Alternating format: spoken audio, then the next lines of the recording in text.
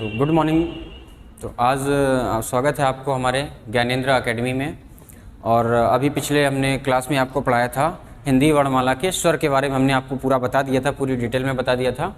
और आज हम आपको बताएंगे व्यंजन के बारे में, व्यंजन को किस तरीके से, और उससे पहले हम कुछ और भी बताएंगे। उससे पहले हम आपको उसके बाद फिर हम बताएंगे किस तरीके से वर्णों का वर्गीकरण, वर्णों के वर्गीकरण के बारे में बताएंगे, किस तरीके से वर्गीकरण में घोषत्व है और घोषत्व में सघोष अघोष के बारे में बताएंगे। उसके बाद जो प्राणत्व के माध्यम से बांटे गए हैं जैसे महाप्राण और अल्प प्राण के बारे में, ये सारी चीज़ें हम आपको इसमें वीडियो में बताएंगे। तो स्टार्ट करते हैं। हमने आपको बताया हिंदी वर्णमाला। हिंदी वर्णमाला में वो जो व्यंजन है, वो व्यंजन की पूर्ण जो संख्या है वो केवल 33 है, लेकिन जो 4 ये हैं ये संयुक्त व्यंजन हैं। ये क्या हैं? 4 जो हैं हमारे ये संयुक्त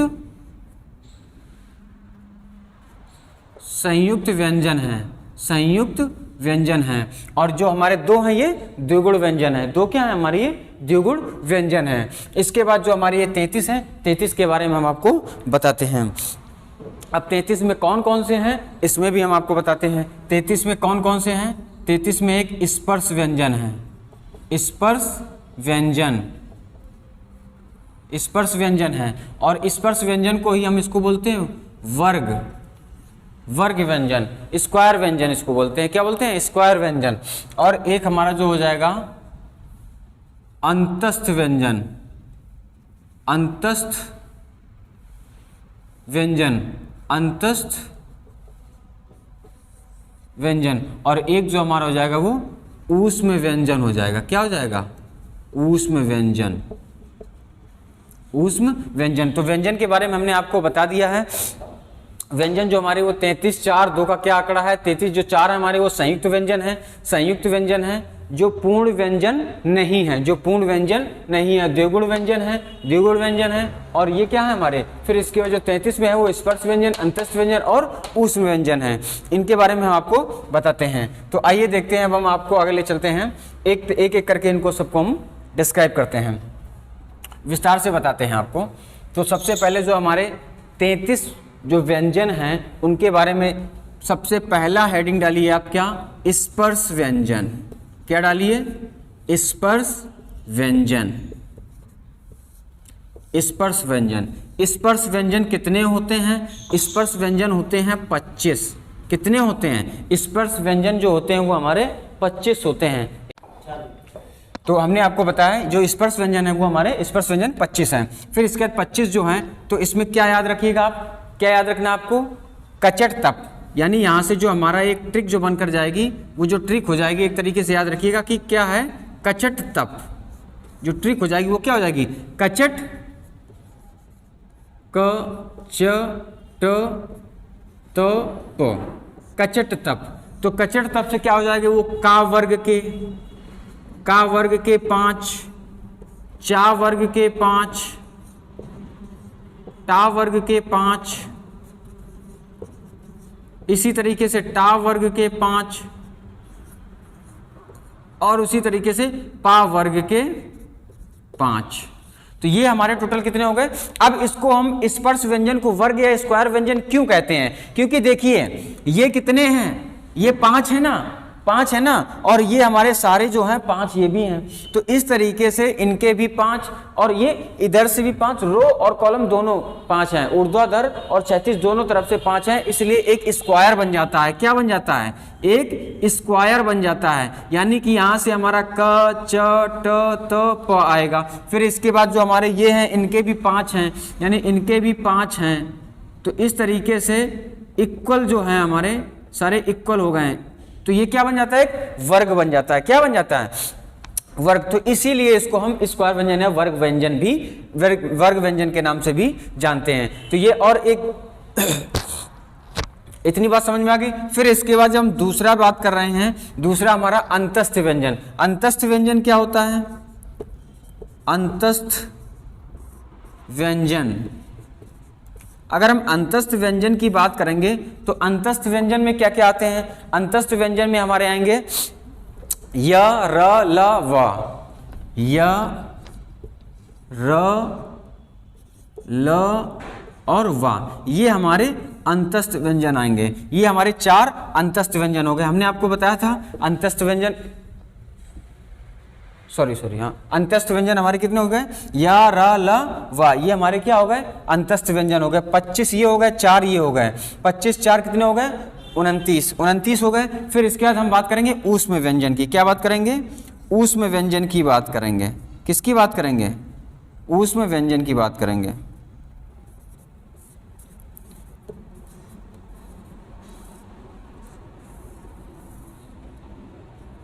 अब हम ऊष्म व्यंजन, ये भी 4 होते हैं। ये कौन, इनको बोलने में क्या होता है, गर्म हवा निकलती है। क्या निकलती है, सॉरी गर्म हवा कह रहे हैं, क्या इनको बोलने में सुरसराहट सी आवाज आती है। क्या आती है, सुरसराहट सी आवाज आती है। जैसे क्या हो जाएगा, इनमें कौन कौन से हो जाएंगे हमारे, शा, फिर ये शा, फिर ये शा, फिर हा। ये हमारे 4 हो गए। क्या हो गए, श, स, ह। ये क्या हो गए, इनको बोलने में गर्म हवा, श, ह, गर्म हवा या सुरसराहट सी आवाज आती है। ये बातें समझ में आ गई आपको स्पर्श व्यंजन, अंतस्थ व्यंजन, ऊष्म व्यंजन समझ में आ गया है। ये बातें समझ में आ गई होंगी। अब हम आपको आगे ले चलते हैं संयुक्त व्यंजन के बारे में। तो संयुक्त व्यंजन में आप देख लीजिए क्या क्या है। तो संयुक्त व्यंजन के बारे में अगर हम देखेंगे, चौथा रखा गया, जबकि इनको व्यंजन को कितने भागों में बांटा गया है। और सुनिए, सबसे पहले एक चीज ये जान लीजिए, व्यंजन है क्या। जिन्हें बोलने के लिए या जिनके उच्चारण में क्या होता है, और किसी और भी वर्ण की आवाज आती है, तो वहां से क्या हो जाए, जैसे देखिए इसमें, इसको बोलने में क्या होता है, किसी न किसी की सहायता इसमें लेनी पड़ती है। इसको बोलने में किसी न किसी की सहायता लेनी पड़ती है इसके उच्चारण में। तो ये देख लीजिए, इनके उच्चारण में किसी की सहायता लेनी पड़ती है, जबकि वो स्वतंत्र थे, वो किसी पर आश्रित नहीं थे। लेकिन ये किसी न किसी पर आश्रित रहते हैं। वो जो हमने आपको बताया था, स्वर बताए थे, वो किसी आश्रित रहते हैं। लेकिन ये जो है, ये किसी पर आश्रित नहीं रहते हैं। वो स्वतंत्र रूप से, ये स्वतंत्र नहीं है। ये स्वयं अपने अकेले से नहीं बोले जा सकते, किसी न किसी की सहायता से बोले जाएंगे। तो इस वजह से ये स्वतंत्र नहीं है, और ये किसी दूसरे वर्ड पर आश्रित रहते हैं, और जो स्वर होते हैं वो आश्रित नहीं रहते हैं। तो इतनी बात समझ में आ गई हो गया आपको। अब हम संयुक्त व्यंजन के बारे में बताते हैं आपको। तो संयुक्त व्यंजन जो हमारा, और देखिए जो हमारे व्यंजन के प्रकार हैं, व्यंजन के प्रकार,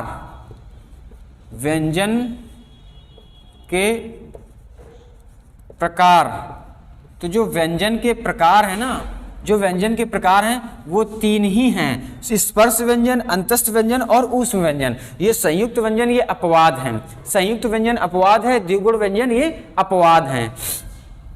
तो जो अब अगर हम बात करेंगे संयुक्त व्यंजन की बात करेंगे, तो संयुक्त व्यंजन 4 हैं। कौन कौन से, छ, त्र, ज्ञ और श्रा। ये क्या हमारे, ये संयुक्त व्यंजन है। अब इन्हें संयुक्त क्यों बोला गया, संयुक्त क्यों है, क्योंकि ये संयुक्त इसलिए इनको बोला गया है क्योंकि ये अकेले नहीं है। इसमें छ में 2 आवाजें आ रही हैं। अगर देखिए बोलने में देखा जाए तो छ, चा और छ आ रहा है, लेकिन ऐसा नहीं है। इसमें क्या, इसका जो हम संधि विच्छेद एक तरीके से बोलें अगर, तो इसको अगर हम वर्तनी से अगर इसको लिखेंगे, शब्दकोश में अगर इसको डिस्क्राइब किया जाए, या मतलब विस्तार किया जाए, तो इसको कैसे हम विस्तार करेंगे, देखते हैं 1 मिनट। कैसे, देखिए जैसे ये छ है, तो इसको जब लिखेंगे तो क, और ये नीचे इस तरह से लगाएंगे, प्लस श, ये होगा। त्र को त और प्लस रा, इस तरह से होगा। और उसी तरीके से अगर इसको देखा जाए, इसे देखा जाए ज्ञा को, तो ज्ञा को क्या हो जाएगा, ज्ञा में बेटा क्या हो जाएगा, चा और इया, चा और इया, ये वाला। अब शा को देखा जाए, तो इसमें क्या आ जाएगा, शा और रा, ये आ जाएंगे। तो संयुक्त व्यंजन समझ में आ गया। द्विगुण व्यंजन आपको समझ में आ गया होंगे। द्विगुण व्यंजन के बारे में हमने आपको बता दिया। तो द्विगुण व्यंजन समझ में आ गए होंगे। तो आपको ये पता चल गया होगा कि व्यंजन कितने हैं और किस प्रकार के हैं और कौन कौन से व्यंजन कहाँ कहाँ पर किस व्यंजन का उपयोग होता है। तो व्यंजन के प्रकार हमने आपको 3 बताए, स्पर्श व्यंजन, अंतस्थ व्यंजन और ऊष्म व्यंजन। ऊष्म व्यंजन यानी कि गर्म हवा निकलती है, स्पर्श व्यंजन यानी कि क्या होगा हमारा, इनको आगे वाले मुंह के भाग से बोला जाएगा। और इसके बाद जो अंतस्थ व्यंजन है इसमें क्या होगा कि जीभ के जो तालव है या र ल व, जो जीभ का ये वाला हिस्सा ना आगे वाला हिस्सा, ये ऊपर की तरफ उठेगा। और जो ऊष्म व्यंजन है इनमें क्या होगा कि गर्म हवा निकलेगी। क्या निकलेगी? गर्म हवा निकलेगी। संयुक्त व्यंजन के बारे में हमने आपको बता दिया। इसके बाद द्विगुण व्यंजन के बारे में हमने आपको बता दिया। तो जिस तरीके से हमने आपको बताया स्पर्श व्यंजन के बारे में हमने आपको बताया, तो स्पर्श व्यंजन के बारे में आपको पूरी तरीके से समझ में आ गया होगा। इसके बाद अंतस्थ व्यंजन के बारे में पूरा समझ में आ गया होगा और ऊष्म व्यंजन के बारे में समझ में आ गया होगा। संयुक्त व्यंजन, द्विगुण व्यंजन के बारे में भी आपको समझ में आ गया होगा। उम्मीद यही करता हूँ आपसे कि सारी चीजें आपको समझ में आ रही होंगी। इसके बाद अगर हम आगे देखें कि हमने पहले तो आपको स्पर्श कह रहा हूं, स्वर के बारे में सारी चीजें बताई थी। जो स्वर 11 बताए थे और 2 हमने आपको अयोगवाह बता दिए थे। 2 हमने आपको अयोगवाह बता दिए थे। अब एक चीज देखिए जरा, एक चीज आप यहां याद रखिएगा कि वो ना तो व्यंजन है और ना ही स्वर है। ना तो व्यंजन है और ना ही स्वर। कौन कौन से हो जाएंगे? ये अंग और आहा। तो ये हैं क्या? ये हैं क्या? ये हैं क्या? तो देखिए ये अनुनासिक है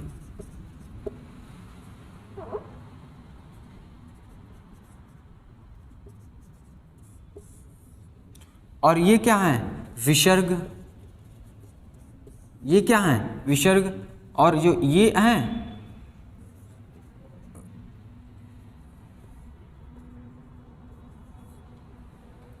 तो देखिए अब ये समझ में आ गया ना। और ये सब क्या हैं? अयोगवाह हैं। ये सभी क्या हैं?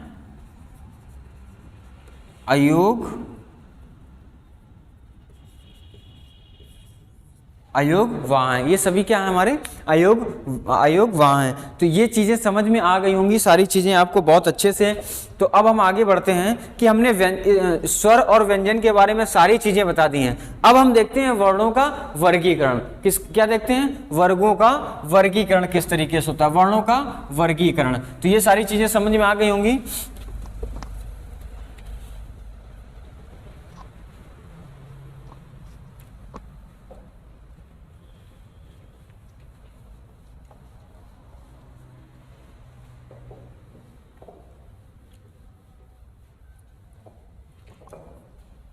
अब हम देखते हैं वर्णों का वर्गीकरण।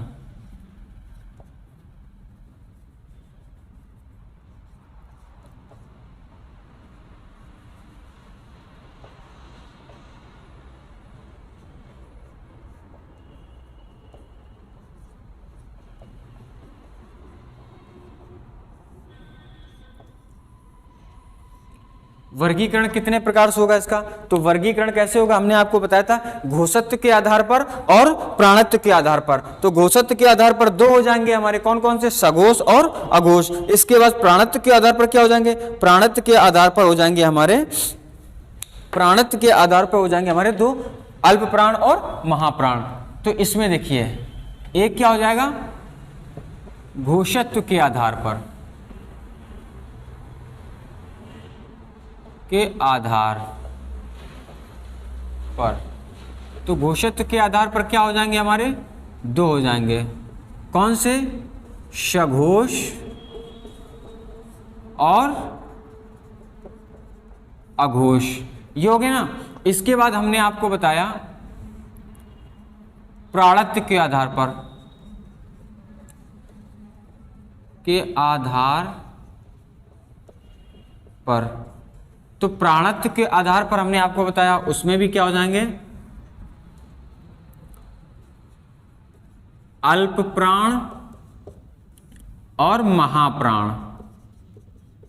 क्या हो जाएंगे? अल्प प्राण और महाप्राण हो जाएंगे। यानी प्राणत्व के आधार पर अल्प प्राण और महाप्राण हो जाएंगे। इसके बाद हमने आपको घोषित के आधार पर सघोष और अघोष बताए। अब ये सघोष और अघोष क्या है, अल्प प्राण महाप्राण क्या है, ये क्या है? तो देखिए अगर हम स्वर की बात करेंगे, स्वर का, अब हमने वर्णों का वर्गीकरण देखा था, तो यहां से देखिए स्वर का वर्गीकरण, स्वर का वर्गीकरण।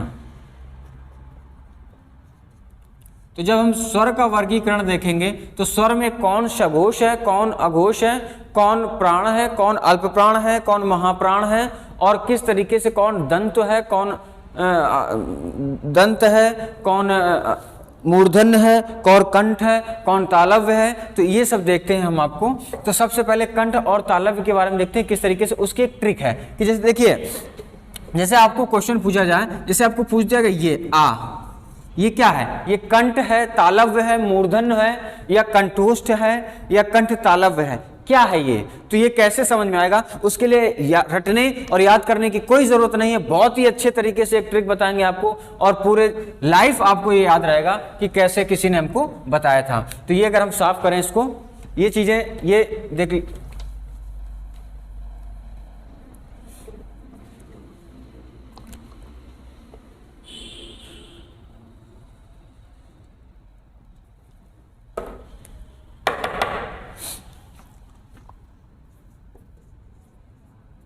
स्वर का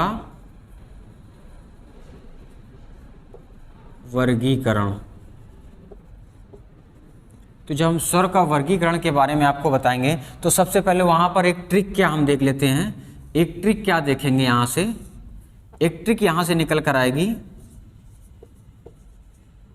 ट्रिक निकल कर आएगी KTM 2, KTM 2 ठीक ठीक ठीक ओके, ये याद रखिएगा, KTM 2 ठीक ओके, ये याद रख सकते हैं ना, KTM गाड़ी आती है 2 ठीक ओके, ये ट्रिक याद कर सकते हैं आप। अगर ये ट्रिक याद कर सकते हैं तो देखिए किस तरीके से बन जाएगा, यहां पर देखिए के से क्या बनेगा, कंठ, क्या बन जाएगा, के से कंठ बन जाएगा। अब इसका टी से क्या बन जाएगा, तालव्य, क्या बन जाएगा, तालव्य। एम से क्या बन जाएगा, मूर्धन्य। इसके बाद डी से क्या बन जाएगा,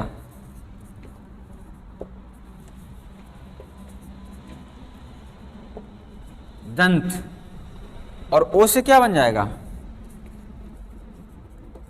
ओष्ठ,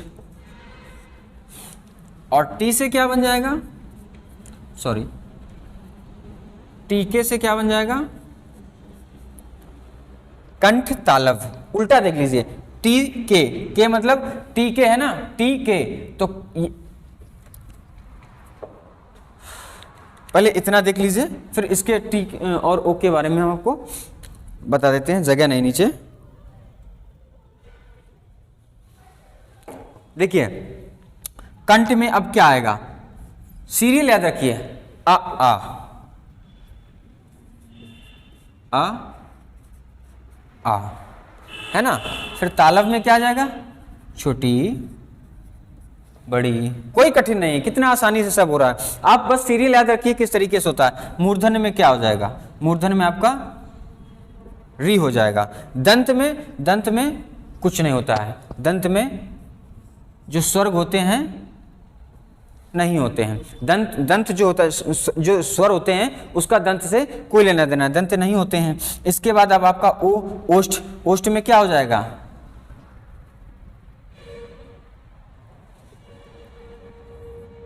उ उ, ओष्ठ, उ उ, ओठों का प्रयोग हो रहा है ना यहाँ पर।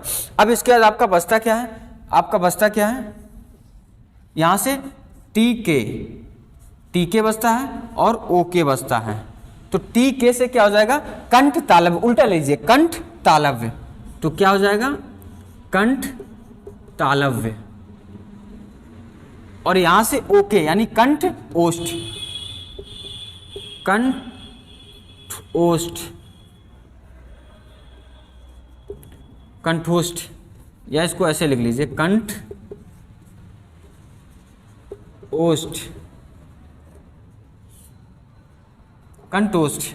तो अब देखिए कंटोस्ट में क्या, अब यहां से क्या आ जाएगा, सीरियल हमने कहा था ए आई ओ औ। अब देखिए हमने आपको 11 स्वर बताए थे, क्या बताया था, 11 स्वर बताए थे। 11 स्वर के बारे में इसके बाद हमने आपको बताया था कि अर्थ के आधार पर री को स्वर नहीं माना गया है, तो 10 बचते हैं। फिर इसके बाद हमने आपको वर्गीकरण व्यंजन का बताया, वर्णों का वर्गीकरण, तो वर्णों के वर्गीकरण से हम स्वर के वर्गीकरण का पहले हमने देखा। तो स्वर के वर्गीकरण में हमने क्या देखा कि कौन घोष है और कौन सघोष है। सॉरी, अभी हमने ये नहीं देखा, अभी हमने देखा है कि किस तरीके से कंठ और तालव्य कौन है और कौन हमारा कंठोष्ठ है, कौन मूर्धन है, कौन ओष्ठ है, ये सब हमने देख लिया। तो ये चीजें समझ में आ गई होंगी। अब देखिए एक नोट लिख लीजिए, यहां से नोट लिख लीजिए। एक नोट क्या लिखेंगे, याद कर लीजिए, अनुष्का शर्मा।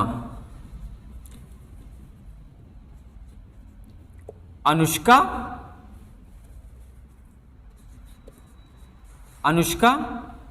शर्मा इस तरीके से, या इंग्लिश में देख लीजिए इस तरीके से, इसको इससे याद रखिएगा, अनुष्का शर्मा। अनुष्का शर्मा, ए का मतलब अल्प प्राण और एस का मतलब सघोष। या हमने आपको अनुष्का शर्मा से बताया क्योंकि बहुत फेमस है, यानी कि स्वरों का अगर हम बात करेंगे, घोष अघोष और अल्प प्राण महाप्राण की बात करेंगे, तो हमें किसी से कुछ लेना देना नहीं, हमें अनुष्का शर्मा से लेना देना है। किससे लेना देना है, अनुष्का शर्मा से। हमें अनुष्का शर्मा से मतलब है, तो अनुष्का शर्मा से मतलब है तो क्या है, देखिए अनुष्का शर्मा से मतलब क्या है कि अनुष्का शर्मा से ए अगर लेंगे तो अल्प प्राण और एस लेंगे तो सघोष। यानी स्वर की बात करेंगे हम, अगर स्वर की बात करेंगे तो सारे स्वर यानी 11 स्वर हैं, वो सभी क्या हैं, अल्प प्राण हैं, महाप्राण है ही नहीं। तो अगर पूछा जाए कौन सा, अगर ऑप्शन में कुछ दे दिया जाता है और पूछा जाए इनमें से कौन सा स्वर महाप्राण है, महाप्राण है, तो महाप्राण स्वर होते ही नहीं हैं। इसी तरीके से बोल दिया जाए निम्नलिखित में से कौन सा अघोष है, तो स्वर अघोष होते ही नहीं हैं। तो क्या याद रखिएगा, 11 के 11 सघोष होते हैं। 11 स्वर जो हमारे वो क्या हैं, सघोष है, अघोष होते ही नहीं है। तो ये देखिए कितना इजी हो गया। वही चीजें अगर हम आप सघोष लिखिए, सघोष कौन कौन से होते हैं, आ ई उ ए ऐ ओ औ, इस तरीके से हम आपको बताते रटाते तो आप कभी याद नहीं कर पाते। अब देखिए कितना इजी हो गया है कि हमारे स्वर में देखा जाए कौन अल्प प्राण है, कौन महाप्राण है। महाप्राण होते ही नहीं है। अगर यहां देखा जाए जो हमारे सघोष और अघोष की बात की जाए, अल्प प्राण और महाप्राण की बात की जाए, तो स्वर में अल्प प्राण होते हैं और महाप्राण होते ही नहीं है, और सघोष होते हैं, वहां अघोष होता ही नहीं है। तो ये चीजें आपको समझ में आ गई होंगी।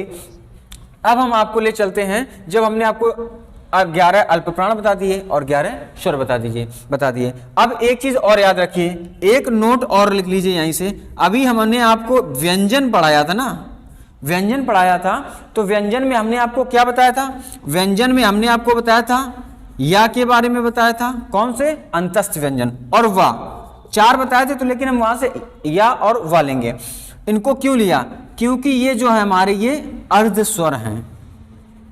क्या है, अर्ध स्वर। अब आप बोलेंगे कि अभी आपने बताया था ये व्यंजन है और अंतस्थ व्यंजन है, और अब आप बोल रहे हैं कि ये हमारे अर्ध स्वर हैं। तो देखिए उसको प्रूफ करते हैं कैसे। आपने पढ़ा होगा कुछ लोगों ने, या कुछ बुक्स में ही लिखा रहता है महिलाएं, ऐसा लिखा होता है, और कुछ बुक्स में यह लिखा होता है महिलाएं। अब बताइए, बोला तो महिलाएं जा रहा है, निकल या आ रहा है, लेकिन कुछ जगह महिलाएं ये सही है और कुछ जगह महिलाएं ये भी सही है। तो जो ये है ना हमारा, तो इसको अर्ध स्वर माना गया है। ये तो स्वर है हमारा, इसको अर्ध स्वर के बराबर रखा गया। एक और एग्जांपल वा का देखते हैं। आपने देखा होगा कौवा, देखा होगा ना कौवा, और कुछ बुक्स में ये भी लिखा होगा, या आप खुद लिखते होंगे कौवा। एक जगह लिखा मिलेगा आपको कौवा और एक जगह कौवा लिख कर। तो यानी कि ये जो वा है ये किसके सम्मिलित है, आ के सम्मिलित है, यानी कि ये भी हमारा अर्ध स्वर हो गया। तो ये समझ में आ गया ना। हमारे हैं तो ये अंतस्थ व्यंजन, लेकिन इनको अर्ध स्वर भी कहा जाता है। अगर क्वेश्चन आपसे पूछा जाता है निम्नलिखित में से कौन सा अर्ध स्वर है, निम्नलिखित में से कौन अर्ध स्वर है, या दे दिया जाएगा, आ दे दिया जाएगा और ये दे दिया जाएगा, और इसके बाद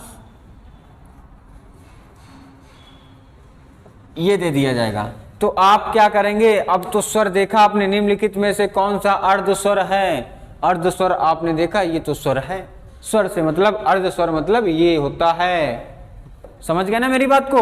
तो ये बातें समझ में आई, अर्ध स्वर के बारे में समझ में आ गया। स्वर का वर्गीकरण उम्मीद करता हूं स्वर का जो वर्गीकरण हुआ है सब समझ में आ गया होगा, किस तरीके से कंठ। अब देखिए, अब हम आपको बताते हैं कंठ तालव्य, सघोष और अघोष के बारे में बता दिया है और अल्पप्राण महाप्राण के बारे में बता दिया है। अगर आप याद रखेंगे तो जो स्वर में अघोष 0 होते हैं और महाप्राण 0 होते हैं, अल्पप्राण कितने होते हैं 11, 11 के 11 अल्पप्राण, 11 के 11 सघोष। अब देखिए कंठ तालव्य, मूर्धन्य, दंत, ओष्ठ, कंठोष्ठ और कंठ तालव्य क्या होता है।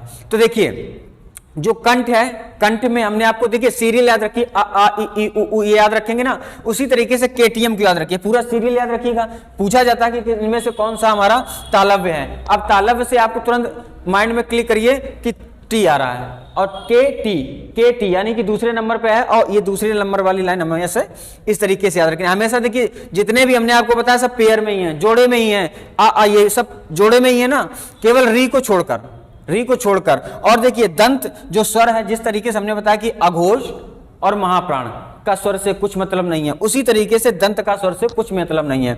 लेकिन बाकी सबका देखिए कंठ का मतलब यहां से क्या इसको निकला ना, देखिए। फिर इसके तालव्य मतलब क्या होता है, तलवा, जो जीभ के ऊपर वाला, जो जीभ के ऊपर जो होता है ना हिस्सा, तालव्य। तो ताल देखिए ई को बोलने में क्या हो रहा है कि हमारी जो साइड वाली जीभ है, पीछे वाली बीच वाली हिस्सा है, वो ताल को छूती कि नहीं छूती। देखिए ई आ रही ना, दांत के साथ में छूती हुई निकल रही ना, ई। उसी तरीके से मूर्धन्य मतलब मुंह देखना किस तरीके से इसमें बनेगा, री। ये मुंह किस तरीके से संकुचित हो रहा है, इसको बोलने में क्या हो रहा है, संकुचित हो रहा है ना मुंह, री। इसी तरीके से ओष्ठ के बारे में बोलेंगे, ओष्ठ मतलब ओंठों का होगा, यहाँ पर ओंठों का फर्क पड़ेगा, ओठ संकुचित हो रहा है ना। इसी तरीके से जब हम देखें कंठ तालव्य, ओष्ठ मतलब ओठ, कंठ तालव्य मतलब यहाँ क्या होगा, कंठ भी आएगा और तालव्य भी आएगा।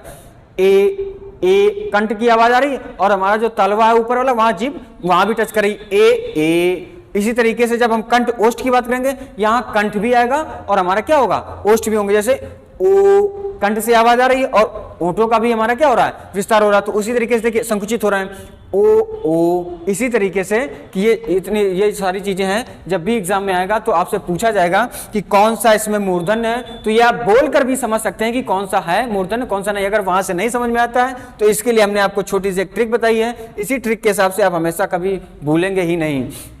तो उम्मीद करता हूँ स्वरों का वर्गीकरण आपको समझ में आ गया होगा।